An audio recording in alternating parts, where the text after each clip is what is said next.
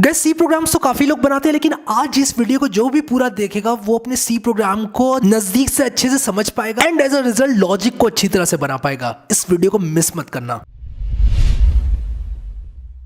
So guys, अभी तक हम लोगों ने जो भी सी प्रोग्रामिंग के बारे में सीखा वो या तो हिस्ट्री थी या इंस्टॉलेशन था या फिर कुछ और इंपॉर्टेंट बातें थी, लेकिन आज से हम स्टार्ट करेंगे वो बेसिक बिल्डिंग ब्लॉक्स जो कि सी प्रोग्राम को बनाते हैं। तो सी प्रोग्राम को बनाने के लिए सबसे पहले हम लोगों ने कुछ टेक्स्ट लिखा। अब वो जो टेक्स्ट था उसमें क्या चीज क्या थी उस बारे में हम लोग यहाँ पर बात करेंगे, थोड़ा सा टाइम स्पेंड करेंगे। मैं आप लोग को वापस लेकर जाऊंगा अपने विजुअल स्टूडियो कोड आईडी में और वहां ले जाकर मैं आप लोग को बताऊंगा कि जो प्रोग्राम हम लोगों ने लिखा था उसमें क्या चीज का मतलब क्या था। इससे आपकी अंडरस्टैंडिंग बढ़ेगी और आप लोग को समझ में आएगा कि सी प्रोग्राम में क्या चीज क्यों लिखी जाती है। सो गाइस, एक C program constants, identifiers, string literals, keywords और सिंबल से मिलकर बना होता है। हम लोग इन चीजों को नजदीकी से देखेंगे कि इस वीडियो में कि क्या चीज क्या होती है और सी प्रोग्रामिंग लैंग्वेज जब बनी थी और इवॉल्व हुई over the period of time तो ये सब जो चीजें हैं वो इस तरह क्यों बनाई गई। सो गाइस, सबसे पहले मैं बात करना चाहूंगा टोकन्स की। अब सी में जो प्रोग्राम होता है हमारा वो एक इंडिविजुअल टोकन से मिलकर बना होता है। अगर मैं प्रिंट एफ हेलो वर्ड को टोकन्स में तोड़ना चाहूं तो मेरा प्रोग्राम कुछ ऐसा दिखेगा जैसे कि आप लोग अपनी स्क्रीन पर अभी देख रहे हैं, लेकिन इसकी रिप्रेजेंटेशन को अच्छा करने के लिए हम लोग इस प्रोग्राम को कुछ इस तरह लिखते हैं, यानी कि कॉम्पैक्ट फॉर्म में लिखते हैं, न्यू लाइन को स्किप कर देते हैं। हर स्टेटमेंट का टर्मिनेशन सी प्रोग्रामिंग में एक सेमीकोलन के द्वारा होता है। गाइस, आप लोगों ने जोक्स तो काफी सुने होंगे कि सेमीकोलन भूल गया, सेमीकोलन जो है सबसे बड़ा चोर है, सेमीकोलन प्रोग्रामर का दिमाग खराब करके रखा हुआ है। सो गाइस, सेमीकोलन कुछ नहीं है, एक स्टेटमेंट को टर्मिनेट करने के लिए इस्तेमाल किया जाता है और अगर ये सेमीकोलन आप लोग ने नहीं लगाया आपको आपका प्रोग्राम एरर देगा। आपका कंपाइलर आपको बताएगा भाई मैं कुछ नहीं कर सकता, कंपाइलर अपने हाथ खड़े कर देगा और आपको बोलेगा कि मुझसे नहीं हो पा रहा है, अब मैं इस प्रोग्राम को कंपाइल नहीं कर सकता, मैं इस प्रोग्राम की एग्जीक्यूटेबल नहीं बना सकता, मैं आपके इस कोड का सॉफ्टवेयर नहीं बना सकता क्योंकि मुझे नहीं मालूम ये क्या लिखा हुआ है, सिर्फ एक सेमीकोलन के मिस होने की वजह से। सो गाइस, मैं अब आप लोग को ले जाना चाहूंगा अपने विजुअल स्टूडियो कोड आईडी के अंदर, वहां मैं आप लोग को दिखाऊंगा जो हमने प्रोग्राम लिखा था उसमें क्या चीज क्या होती है, जो बेसिक बिल्डिंग ब्लॉक्स थे उस प्रोग्राम के वो क्या थे। सो गाइस, यहां मैं आ गया हूं अपने विजुअल स्टूडियो कोड में। बस आप लोगों से रिक्वेस्ट करूंगा अब जो मैं आप लोग को बात बता रहा हूं उसको बहुत ही ध्यान से आप लोग सुनना और जैसे जैसे मैं कर रहा हूं आप लोग वैसे वैसे देखना।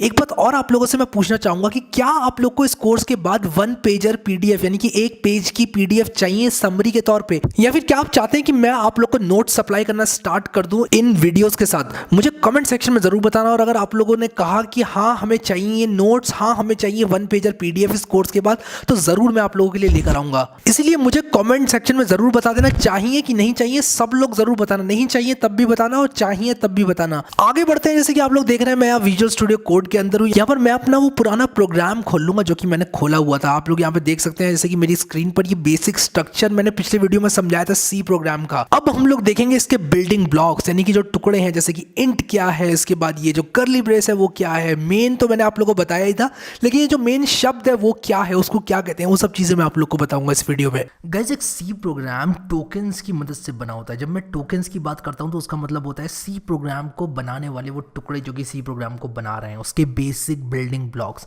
जैसे कि हम लोगों ने ये प्रोग्राम लिखा था अपने पिछले वीडियो में जिसमें कि हम हेलो वर्ड प्रिंट करते थे स्क्रीन पे, इसको इंडिविजुअल टोकन्स पे अगर मैं तोड़ूं तो ये कुछ ऐसा दिखेगा, यानी कि मैंने प्रिंट एफ को अलग कर दिया, ये सिंबल अलग कर दिया, मैंने ये स्ट्रिंग लिटरल अलग कर दिया, फिर उसके बाद सेमीकोलन और ये मैंने अलग कर दिया। मैं इसको कुछ ऐसे भी कर सकता था, तब भी ये जो है जैसे एक्सपेक्टेड था वैसे रन करेगा। जैसे कि आप देख रहे हैं ये हेलो वर्ड इसने प्रिंट कर दिया है, तो मैंने क्या किया इसको इंडिविजुअल टोकन्स में तोड़ दिया। तो एक टोकन या तो कीवर्ड होगा या आइडेंटिफायर होगा या कांस्टेंट होगा या स्ट्रिंग लिटरल होगा या सिंबल होगा। कीवर्ड क्या होता है? सबसे पहले मैं कीवर्ड की बात करता हूँ। कीवर्ड रिजर्व्ड वर्ड्स होते हैं सी प्रोग्रामिंग लैंग्वेज के अंदर। सी प्रोग्रामिंग लैंग्वेज के अंदर 32 जनरल पर्पस कीवर्ड होते हैं जो कि आप अपनी स्क्रीन में देख रहे हैं। तो ये कीवर्ड सी प्रोग्रामिंग लैंग्वेज में होते हैं, जनरल पर्पस कीवर्ड्स ही होते हैं और ये रिजर्व्ड वर्ड्स होते हैं, यानी कि इन वर्ड्स का आप कांस्टेंट नहीं बना सकते, कोई भी आइडेंटिफायर नहीं बना सकते, वेरिएबल नहीं बना सकते। ये कीवर्ड सी प्रोग्रामिंग लैंग्वेज ने रिजर्व करके रखे हुए हैं। जैसे कि आप लोग रिटर्न को देख रहे हैं ये कीवर्ड है, इंट को देख रहे हैं ये कीवर्ड है, कैर में लिखता हूं तो वही कीवर्ड है।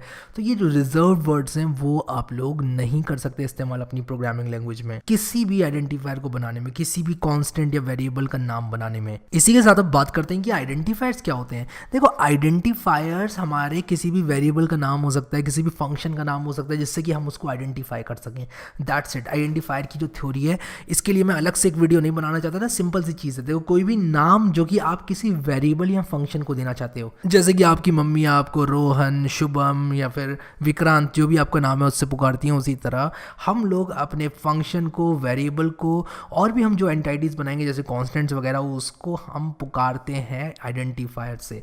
अब आइडेंटिफायर में capital A to capital Z, small a to small z और उसी के साथ अंडरस्कोर और लेटर्स और नंबर्स भी हो सकते हैं। तो सी क्या अलाउ करता है वेरिएबल्स के नाम में, ये हम आने वाले वीडियो में देखेंगे। बस आप लोग ये ध्यान रखना कि सी पंक्चुएशन कैरेक्टर्स को अलाउ नहीं करता है, @ डॉलर, %, ये आइडेंटिफायर्स के तौर पे अलाउड नहीं होता है। उसी के साथ साथ आप लोग को बताना चाहूंगा जो ये सी है वो एक केस सेंसिटिव प्रोग्रामिंग लैंग्वेज है, यानी कि अगर मैं किसी वेरिएबल का नाम रख देता हूँ कैपिटल H और उसके बाद एक दूसरे वेरिएबल का नाम मैं स्मॉल h रखता हूँ तो वो दोनों अलग अलग माने जाएंगे। इसके बाद हमारे सी प्रोग्रामिंग लैंग्वेज में हमने यूज किया एक सेमीकोलन। जैसे कि मैंने आप लोग को बताया था पहले ही, सेमीकोलन स्टेटमेंट को टर्मिनेट करने के लिए यूज किया जाता है। अब मैंने इसको इंडिविजुअल टोकन्स में तो तोड़ दिया, लेकिन हम लोग जो है इसको एक लाइन को कॉम्पैक्ट बना के रखते हैं, हम अपने प्रोग्राम को रीडेबल बना के रखते हैं और हम इसको मैनुअली अपने दिमाग के अंदर समझते हैं कि कौन से टोकन क्या है और हम लोग इसको कॉम्पैक्ट करके एक लाइन को, यानी कि सेमीकोलन तक की जो लाइन है उसको हम लोग एक सिंगल लाइन में रखते हैं। यानी कि जो मैंने व्हाइट स्पेसेस और न्यू लाइंस एक्स्ट्रा ऐड किए हैं वो सब मैंने अभी हटा दिए हैं। ऐसा मैंने इसलिए किया ताकि मेरा प्रोग्राम जो है वो रीडेबल हो जाए। उसी के साथ साथ हमारे प्रोग्राम में कुछ कांस्टेंट है, जैसे कि 0 है, ये कांस्टेंट है। हम आने वाले टाइम में कांस्टेंट कैसे बना सकते हैं वो भी मैं आप लोग को बताऊंगा। वेरिएबल और कांस्टेंट में क्या डिफरेंस होता है ये भी बताऊंगा। उसी के साथ साथ ये जो हेलो वर्ड था ये स्ट्रिंग लिटरल था, यानी कि एक स्ट्रिंग थी और मैंने जैसे इस पे होवर किया, आप लोग देखिए कह रहा है कैर और उसके बाद इसमें बता रहा है 13 इसकी साइज है और उसी के साथ साथ ये मुझे दिखा रहा है कि क्या वैल्यू है। अब ये किस तरह क्या है इसको हम आगे समझेंगे, आप लोग one thing at a time समझिए। उसके बाद हमारे सिंबल्स आते हैं, जैसे मान लो मैं अगर यहाँ पर लिखता हूँ scanf और उसके बाद मान लो मैं यहाँ पर लिख देता हूँ %d, फिर उसके बाद मैं %a लिखता हूँ मान लो, तो %, मेरा एक सिंबल हो गया। तो ये सारे के सारे सिंबल्स होते हैं, ठीक है।